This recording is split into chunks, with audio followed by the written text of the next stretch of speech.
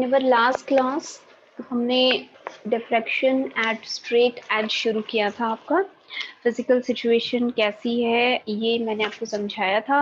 उसके बाद हम आपका मैथमेटिकली डिफरेंट पॉइंट्स के ऊपर इंटेंसिटी की वैल्यू कैलकुलेट कर रहे थे। तो जहां हमने छोड़ा था हम वहीं से शुरू करेंगे। आपका इन लास्ट हम लोग किसी एक पॉइंट पी पे इंटेंसिटी की वैल्यू हम देख रहे थे।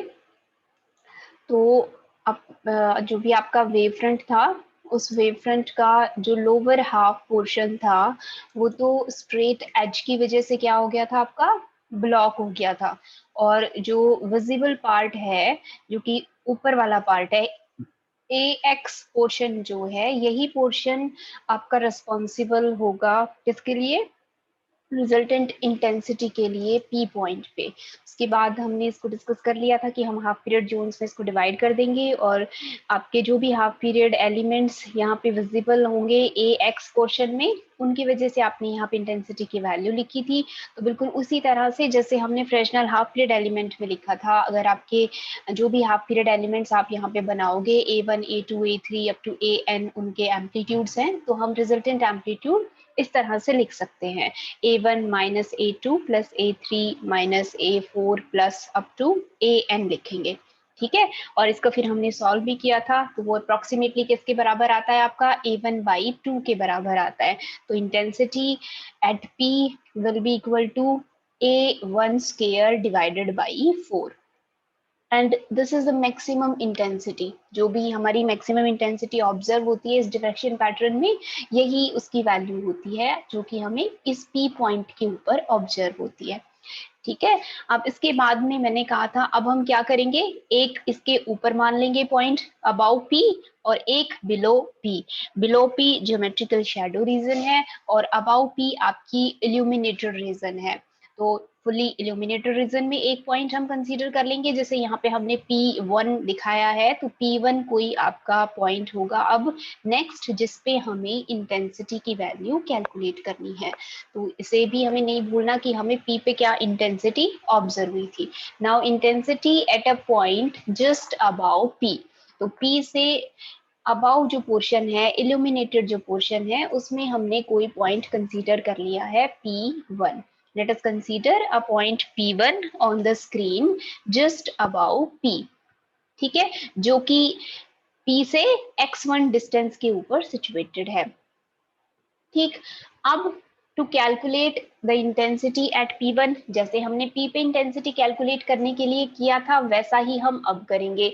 उस वक्त हमने P को सेंटर माना था और इस P को सेंटर लेते हुए आपका जो भी वेव फ्रंट था उसको हाफ पीरियड एलिमेंट्स में डिवाइड कर दिया था। उसके लिए सबसे पहले आपने काम किया था S को P से ज्वाइन कर दिया था।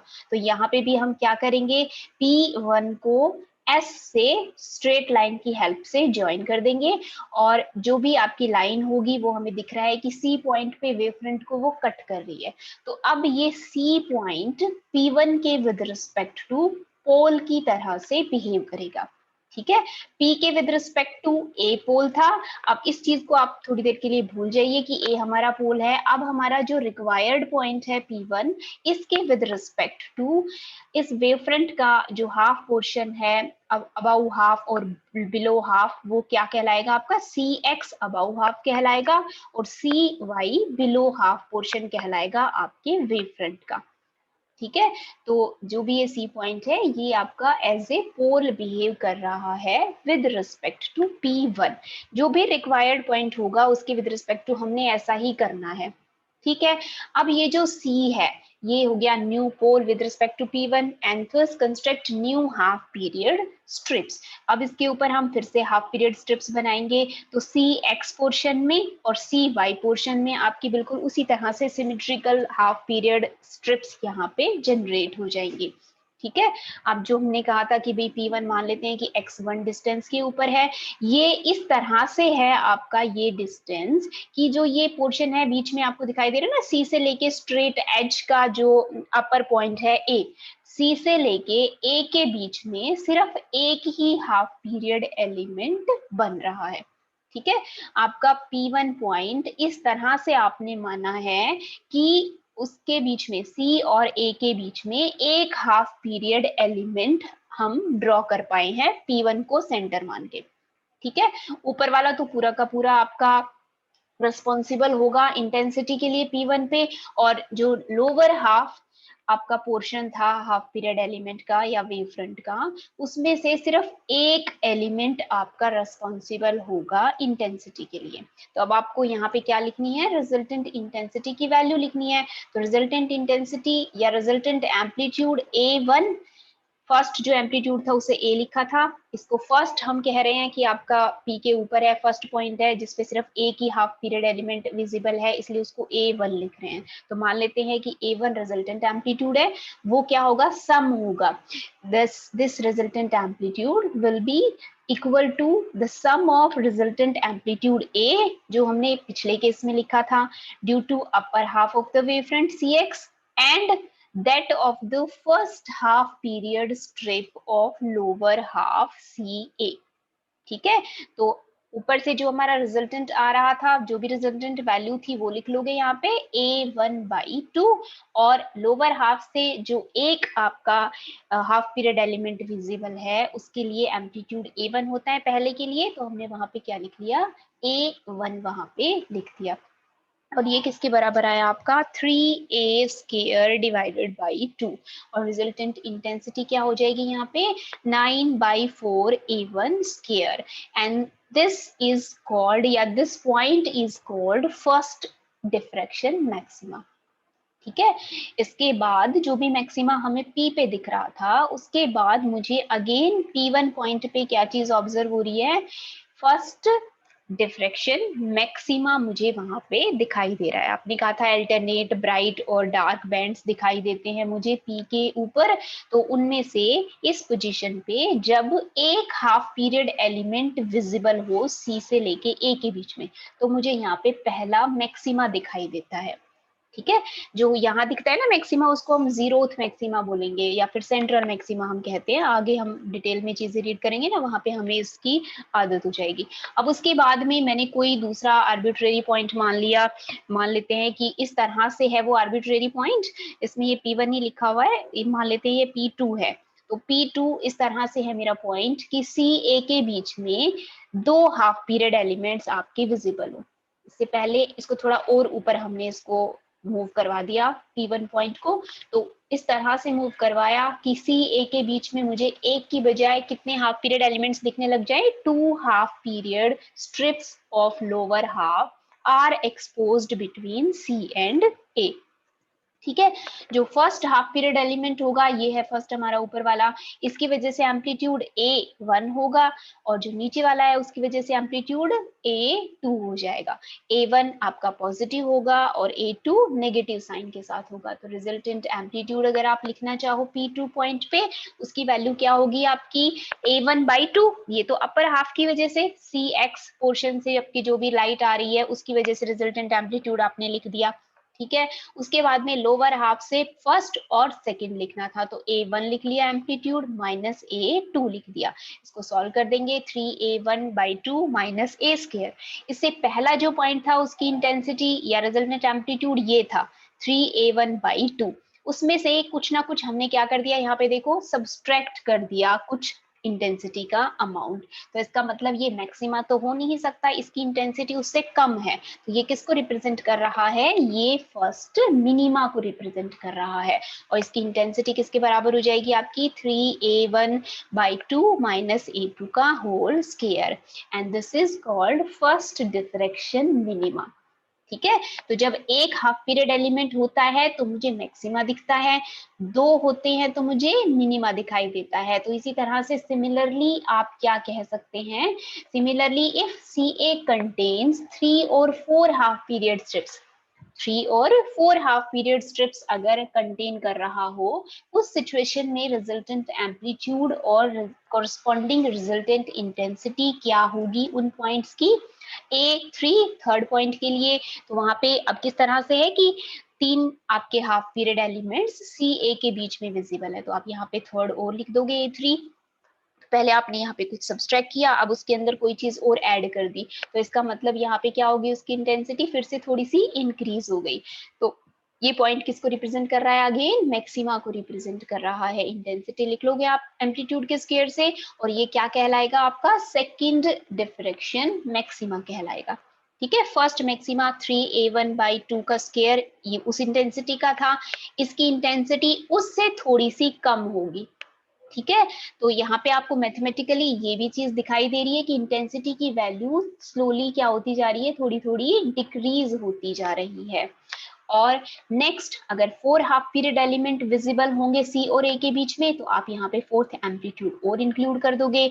जो भी वैल्यू थी उसमें से अगेन हमने A4 को सब्सट्रैक्ट कर दिया, तो इसका मतलब इसकी इंटेंसिटी इससे पहले वाले से थोड़ी सी डिक्रीज हो गई। डिक्रीज हो गई इसका मतलब किसको रिप्रेजेंट कर रहा है? ये अगेन मिनिमा को रिप्रेजेंट कर रहा है। तो यहाँ पे आप देखिए, यहाँ पे हम जो चीज रीड करें ना, ये इंटरफेरेंस नहीं है। इंटरफेरेंस में मैक्सिमा मुझे पूरी तरह से ब्राइट दिखता है, 100% ब्राइट, और मिनिमा 100% डार्क दिखाई देता है। लेकिन डिफ्रैक्शन जो फिनोमिना होता है, इसमें आपको ब्राइट बैंड की इंटेंसिटी बेशक मैक्सिमम दिख रही हो, लेकिन जो डार्क बैंड होता है उसकी इंटेंसिटी पूरी तरह से जीरो नहीं होती। ये एक मेजर डिफरेंस था आपका, जो कि ऑब्जर्व किया गया था इंटरफेरेंस और डिफ्रैक्शन फिनोमिना में। क्योंकि शुरुआत में मैंने कहा था कि कुछ चेंजेस हम ऑब्जर्व कर रहे थे एक्सपेरिमेंटली, तो उन चेंजेस की वजह से इस फिनोमिना को इंटरफेरेंस कहने की बजाय एक दूसरा नाम दिया गया आपका, डिफ्रैक्शन। ठीक है, और फिर उसकी एक्सप्लेनेशन दी गई कि भाई किस वजह से ये चीज आपकी हुई। तो उसकी एक्सप्लेनेशन थी कि लाइट हमारी बैंड हो जाती है कॉर्नर्स के अराउंड या फिर ऑब्स्टेकल्स के अराउंड, और उसके बाद जब वो एक दूसरे के ऊपर सुपर इम्पोज होती है, तो मुझे जो दिखना चाहिए था, जो एक्सपेक्टेड था, उसकी बजाय अल्टरनेट डार्क और ब्राइट बैंड्स दिखाई देते हैं। ठीक है, और वो सिचुएशन के अकॉर्डिंग आपकी चीजें चेंज हो जाएंगी कि आपको किस तरह के बैंड्स दिखाई दे रहे हैं, उनकी इंटेंसिटी कैसे वैरी कर रही है, उनके बीच की थिकनेस कैसे वैरी कर रही है।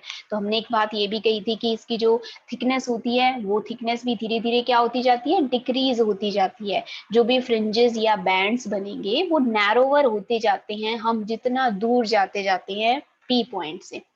ठीक है, तो अब इसके बाद जब हम नेक्स्ट पोर्शन करेंगे, उसमें यही चीज देखेंगे कि मैथमेटिकली इसको ही हमने प्रूव करना है कि जो इंटेंसिटी है, पोजीशंस हमने निकालनी है मैक्सिमा और मिनिमा की। उससे पहले जो आपने रीड किया उसको हम कंक्लूड करके लिख देते हैं। So it is thus clear that intensity at a point about P point से अबाउ पोर्शन में जब हम कोई भी पॉइंट कंसीडर करते हैं, उसकी इंटेंसिटी क्या होगी? मैक्सिमम होगी if the number of half period strips enclosed between C and A is odd. जब 1 दिख रहा था तो मैक्सिमा दिखा था, 3 स्ट्रिप्स थी तो भी मैक्सिमा दिखा, तरह से 5 स्ट्रिप्स लोगे तो भी अगेन मैक्सिमा दिखेगा। तो इसका मतलब ओड नंबर ऑफ स्ट्रिप्स अगर विजिबल हो सी और ए के बीच में, या फिर आप ये भी कह सकते हो कि लोअर हाफ वेव फ्रंट का आपको जो पोर्शन दिख रहा है उसमें से अगर आपको odd number of strips visible हो, तो मुझे मैक्सिमा ऑब्जर्व होगा उस पॉइंट पे। और इसका उल्टा, अगर मिनिमा कब दिखेगा? If number of half period strips enclosed are even. ठीक है, and which gives rise to diffraction band. ये जो भी मैक्सिमा और मिनिमा आपका फॉर्म हो रहा है, इससे आपके क्या बनते हैं? डिफ्रैक्शन बैंड वहां पे फॉर्म होता है आपका। ठीक है, इसके बाद जो अपनी अभी अभी आपने एक्सप्रेशंस देखी, उसमें आपने देखा कि इंटेंसिटी, जो मिनिमा की इंटेंसिटी है वो धीरे धीरे थोड़ी थोड़ी डिक्रीज होती, सॉरी उल्टा बोल रही हूँ मैं, मैक्सिमा की जो इंटेंसिटी है वो धीरे धीरे थोड़ी थोड़ी डिक्रीज हो रही थी, लेकिन साथ ही साथ मिनिमा की इंटेंसिटी स्लाइटली इंक्रीज होती जा रही थी। ठीक है, तो intensity of maxima goes on decreasing, whereas the minima goes on increasing with their order. तो जितनी लार्ज डिस्टेंस के ऊपर आप कंसीडर करोगे, मैं हमने ये भी कहा था कि जो ब्राइट बैंड्स हैं उनकी इंटेंसिटी डिक्रीज होती जाती है, और जो डार्क बैंड है उनकी इंटेंसिटी बढ़ती जाती है। इसका मतलब जीरो से थोड़ी थोड़ी इंक्रीज होती जाती है, और आखिर में जाके किसमें मिल जाती है? यूनिफॉर्म इल्यूमिनेंस में मिल जाती है। वो यूनिफॉर्म इल्यूमिनेंस जो कि सोर्स की वजह से होनी चाहिए थी। तो शुरुआत में तो थोड़े से मुझे अल्टरनेट डार्क और ब्राइट बैंड्स दिखते हैं, उसके पीछे मुझे पूरी तरह से इल्यूमिनेंस दिखाई देती है। ठीक है, तो when the point on the screen is at a far distance from P, बहुत ज्यादा डिस्टेंस पे अगर हमारा पॉइंट हो P से, the entire upper half wave front CX and a large number of half period strips of the lower half wavefront CY will be contributing to it। अभी ये जो मैंने बात कही ना यूनिफॉर्म इल्यूमिनेंस, वो किस वजह से दिखती है? अपर हाफ जो वेवफ्रंट का पोर्शन था उसकी वजह से तो इंटेंसिटी होगी, वो जो C और A के बीच का जो पोर्शन है वो धीरे धीरे इंक्रीज होता चला जाएगा आपका। तो इसका मतलब क्या है, अपर हाफ से भी मुझे उतनी इंटेंसिटी मिल रही है और लोअर हाफ से भी अप्रोक्सीमेटली उतनी मिल रही है, इसलिए रिजल्टेंट एम्पलीट्यूड हमारा इंक्रीज होता जाता है और वो आपका यूनिफॉर्म इल्यूमिनेंस में आपको दिखाई देता है। तो A1/2 अपर हाफ वेवफ्रंट की वजह से इंटेंसिटी रिजल्टेंट एम्पलीट्यूड, और ये हो गया लोअर हाफ की वजह से रिजल्टेंट एम्पलीट्यूड, और वो किसके बराबर लिख लिया हमने? A1 के बराबर लिख लिया, और रिजल्टेंट इंटेंसिटी A1 स्क्वायर हो जाएगी, जिसको कि हम यूनिफॉर्म इल्यूमिनेंस कह रहे हैं, I0। तो I0 आपकी बैकग्राउंड में होती है और उसके बाद उस बैकग्राउंड में शुरुआत का जो पोर्शन होता है जो कि एज के पास होता है, एज के पास ही बैंड होती है लाइट, और उस बैंडिंग की वजह से आपको ये अल्टरनेट डार्क और ब्राइट बैंड्स दिखाई देते हैं। ठीक है, तो ये हमारा पूरा कंक्लूजन हो गया, जो भी पैटर्न आपको दिख रहा था अबाउट पी। ठीक, अब इसके बाद में एक चीज हमारी रह गई प्रूव करनी, कि जो आपके इनके बीच का जो सेपरेशन है वो भी क्या होता जाता है? डिक्रीज होता जाता है। तो उसको हम कैसे प्रूव करते हैं? Position of maxima and position of minima की हेल्प से उस चीज को हम प्रूव करते हैं आपकी। तो यहाँ पे हमने नेक्स्ट पार्ट में क्या करना है आपका? Position of maxima and minima calculate करनी है। किसकी टर्म्स में? In terms of path difference की टर्म में हम कैलकुलेट करेंगे। The condition of maxima and minima in terms of path difference can be expressed as, जो भी आपका रिक्वायर्ड पॉइंट होगा, जैसे P1 पॉइंट था, तो P1 पे आपकी दो लाइट्स पहुंच रही होंगी, एक तो A से और दूसरी C से पहुंच रही है, तो P1A माइनस P1C ये होगा आपका पाथ डिफरेंस मैथमेटिकली, और ये किसके बराबर होना चाहिए? यहाँ हम कंडीशन डिफ्रेक्शन की लिख रहे हैं, इंटरफेरेंस की नहीं लिख रहे। तो कंडीशन जो जनरल कंडीशन होती है डिफ्रेक्शन की, वही हम यहाँ पे यूज करेंगे, जिसमें हम कहते हैं कि अगर ऑड इंटीग्रल मल्टीपल है λ/2 का तो हमें मैक्सिमा दिखाई देता है, तो 2n-1 इंटू λ/2। अगर इस तरीके से हो पाथ डिफरेंस की वैल्यू तो आपको मैक्सिमा ऑब्जर्व होगा, और अगर ये किसके बराबर हो? इवन इंटीग्रल मल्टीपल ऑफ λ/2 हो तो हमें क्या ऑब्जर्व होता है? आपका मिनिमा ऑब्जर्व होता है। ठीक है, एन की वैल्यू आप 1 2 3 कोई भी वैल्यू पुट कर सकते हैं यहाँ पे। ठीक, तो आपने कंडीशंस लिख ली मैक्सिमा और मिनिमा के लिए। अब आपको P1A और P1C की वैल्यू लिखनी है। आपके पास जो भी चीजें नोन है, सोर्स A डिस्टेंस पे रखा हुआ है, इमेज आपकी या स्क्रीन B डिस्टेंस पे रखी हुई है, पहला जो पॉइंट माना है उसको अब हम यहाँ पे x कंसीडर कर रहे हैं, आपका x1 की बजाय जनरली लिख रहे हैं तो हमने उसको x लिख दिया है। ठीक है, so let's A is equal to small A, ये वाला distance this is small A से लेके p का डिस्टेंस स्मॉल b है, और p से लेके p1 के डिस्टेंस को मैंने क्या लिख लिया? स्मॉल x से यहाँ पे रिप्रेजेंट कर दिया। ठीक है, अब देखो यहाँ पे ये जो हमने एक डॉटेड लाइन बनाई है ना, यहाँ से एक ट्राइंगल बन रही है आपकी और एक ये लार्जर ट्राइंगल बन रही है। इन दोनों ट्राइंगल्स में लार्जर जो ट्राइंगल है उसमें तो बेस a प्लस बी है और स्मॉल ट्राइंगल में बेस b है, और ये वाला डिस्टेंस है x। तो इनकी हेल्प से आप किसकी वैल्यू लिख सकते हो? P1A और P1C की वैल्यू लिख सकते हो। P1S लिख लोगे, उसमें से SC को सब्सट्रैक्ट कर दोगे तो क्या आ जाएगा आपके पास? P1C की वैल्यू आ जाएगी। तो यहाँ पे आपने जो दो टर्म्स लिखी हैं इनको आप मैथमेटिकली लिख सकते हो। ठीक, तो जो हमने पाथ डिफरेंस लिखा है ऊपर, that path difference can be written as delta, delta से हम उसको रिप्रेजेंट कर सकते हैं, तो delta P1A minus P1C can be calculated as such. तो आपने पहले P1A की वैल्यू लिख ली, b square plus x square raise to power 1/2। उसके बाद में मैंने कहा था जो सेकंड टर्म है इसको हम कैसे लिखेंगे? S P1 minus S C कर देंगे। तो एस P1 की वैल्यू सबसे पहले लिखोगे आप, जिसमें क्या आएगा? a प्लस बी का स्क्वायर और प्लस में x का स्क्वायर रेज टू पावर 1/2, तो under root a plus B का स्क्वायर प्लस में x स्क्वायर और माइनस a वहां से हमने सब्सट्रैक्ट कर दिया क्योंकि s c क्या है हमारा a के इक्वल है। ठीक है भाई, अब क्या कर लिया इसको, अब आपको दिखाई दे रहा है कि यहाँ पे 1/2 की टर्म आ रही है रेज़ टू पावर 1/2, तो इसको हमने फिर से बाइनोमियली ही एक्सपेंड करना है। तो बाइनोमियल एक्सपेंशन के लिए सबसे पहले मैंने क्या किया, इसको 1 प्लस समथिंग की टर्म में कन्वर्ट कर लिया। तो पहली टर्म में से बी स्क्वायर को कॉमन निकाल लेंगे बाहर, तो B square raise to power 1/2 means B common ले लिया, 1 plus X square divided by B square raise to power 1/2। यहां से हम क्या कॉमन लेंगे, आपका a प्लस बी कॉमन लेंगे। यहाँ पे माइनस ए है ना, इसको अलग लिख देंगे पहले, ठीक है। और ये जो अंडर रूट के नीचे आपकी टर्म है, सिर्फ इसी को ही आपने सॉल्व करना है 1 प्लस एक्स की फॉर्म में। तो a प्लस बी कॉमन निकाल दिया यहाँ पे 1 हो जाएगा और यहाँ पे X square divided by a plus B का स्क्वायर रेज़ टू पावर 1/2 और this minus minus plus a। ठीक है भाई, तो आई होप ये आपको समझ में आ गया है कैसे किया है। अब आपने क्या कहना है कि x बाई बी और x by A plus B, ये जो वैल्यूज हैं ये बहुत ही स्मॉल वैल्यूज हैं 1 के कंपैरिजन में, since x by B and x by A plus B are very very less than 1. So using binomial expansion and neglecting higher order terms, we can write delta can be written as, जो भी आपकी expression थी उसमें से सिर्फ जो first आपका है या फर्स्ट 2 जो स्टेप्स हैं उनको लिख लोगे और बाकी के टर्म्स को नेग्लेक्ट कर दोगे जिसमें स्क्वायर क्यूब वाली टर्म आती है। तो पहली जो टर्म थी उसमें जैसे 1/2 था रेज़ टू पावर, तो 1/2 इंटू एक्स आता है यहाँ पे एक्स स्क्वायर, तो 1 plus X square divided by 2b square minus, इसी तरह से दूसरे को भी ओपन कर लोगे 1/2 into X square by A plus B का स्क्वायर एंड प्लस में ए। अब ब्रैकेट को क्या कर देंगे, ओपन कर देंगे, मल्टीप्लाई कर देंगे b को अंदर और a प्लस बी को अंदर।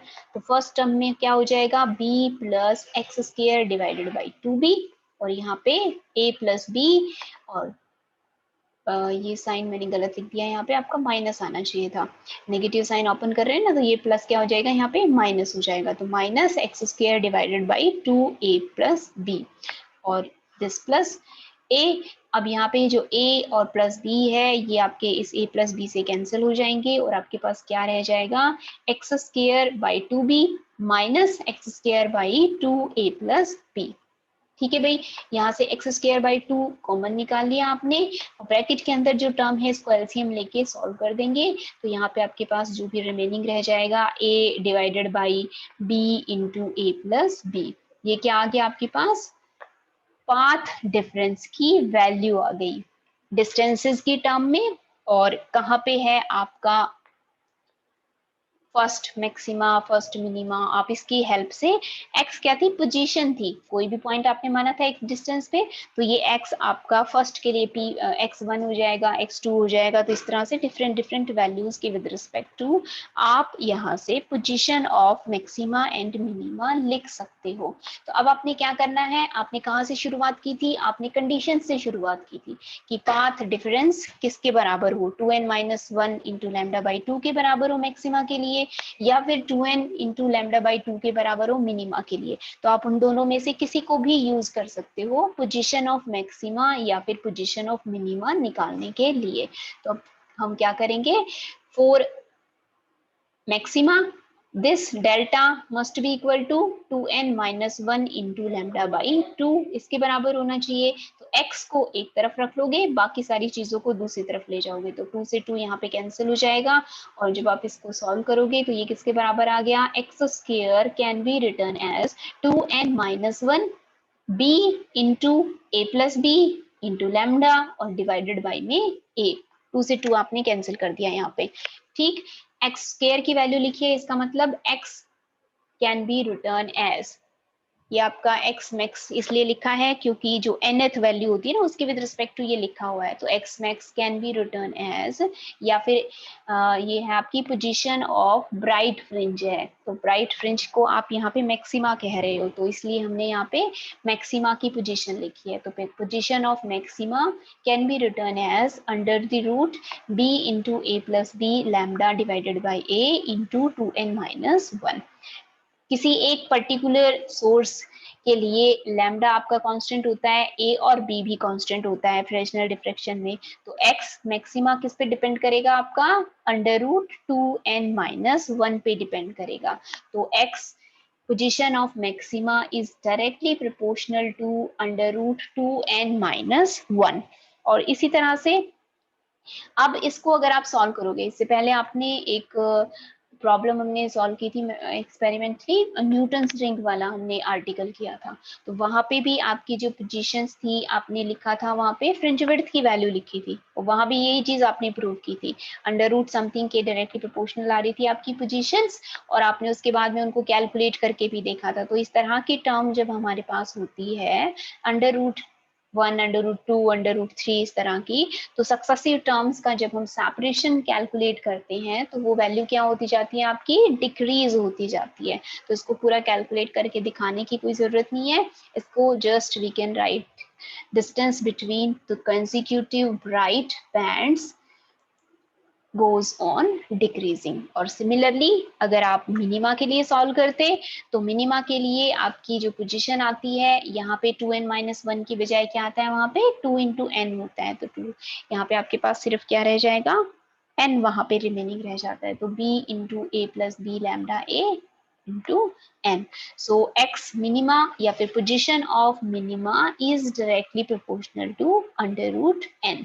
अगेन उसी तरह की टर्म आई है। अब इसमें आपको थोड़ा अगर 2n-1 में डाउट हो रहा तो यहाँ पे देख ली, बिल्कुल सीधे क्या आ गया, डायरेक्टली प्रोपोर्शनल टू √n के डायरेक्टली प्रोपोर्शनल आ गया। तो इसका मतलब जब यहाँ से फर्स्ट के लिए लिखोगे तो 1 होगा, 2 के लिए लिखोगे तो √2 होगा, और उनका जब सेपरेशन देखोगे और उसको कंपेयर करोगे अगले वालों से, तो आप ये चीज ऑब्जर्व करोगे कि distance between consecutive dark bands goes on decreasing.